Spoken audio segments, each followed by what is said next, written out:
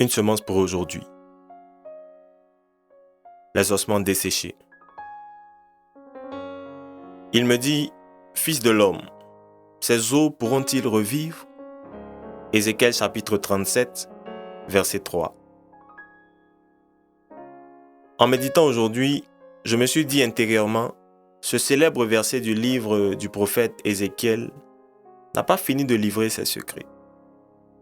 Ézéchiel, en effet, était un jeune prophète qui exerçait en Juda à l'époque du schisme, contemporain de Daniel et de Jérémie, plus âgé que lui.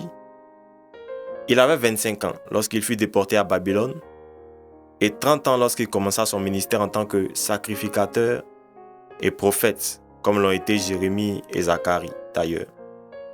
Dans un contexte où le royaume d'Israël au nord était rapidement tombé sous le contrôle des Assyriens, Juda par contre résistait encore pendant 135 ans environ, avant de tomber sous les assauts répétés de Babylone. Selon de nombreux commentaires, la vallée d'ossements dans laquelle est transporté Ézéchiel correspondait aux ossements de la génération d'Israélites morts dans la vallée d'Échol. En retournant dans Nombre chapitre 32 verset 9, on peut lire ceci.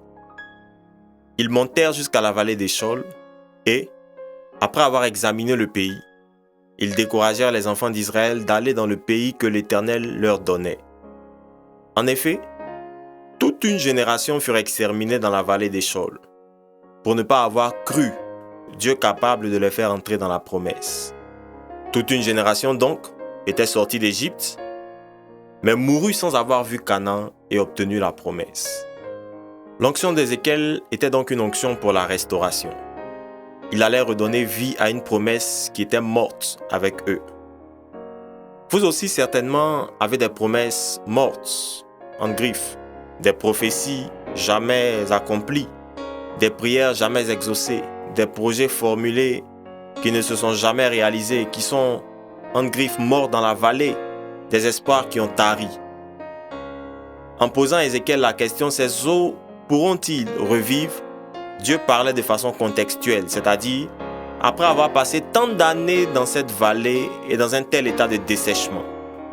Il y a des choses pour lesquelles vous n'arrivez même plus à croire en une restauration. Un boulot que vous avez perdu depuis tellement d'années, des droits qui sont restés impayés depuis tant d'années, un conjoint qui vous a quitté depuis si longtemps, une offre pour laquelle vous avez postulé depuis tellement d'années. Ézéchiel, malgré son rang de prophète, n'a pas pu répondre oui à cette question. En voyant l'état dans lequel se trouvaient ses ossements, parfois il y a des promesses pour lesquelles même votre foi ne réagit plus, des rêves que vous avez accepté d'enterrer, des projets dans lesquels vous n'arrivez plus à croire. Pour relever ces ossements, Dieu n'a pas attendu la foi et la conviction d'Ézéchiel. Aujourd'hui aussi, pour vous, Dieu envoie une onction pour la restauration. Ces os vont revivre. Non pas à cause de votre foi seulement. Levez-vous, prophétisez sur vos promesses mortes, prononcez la restauration totale, réveillez les rêves pour lesquels vous avez perdu espoir. Les os peuvent revivre. Je prie que vous entrez dans une saison de restauration des ossements desséchés et que vos promesses mortes reprennent vie au nom de Jésus. Amen.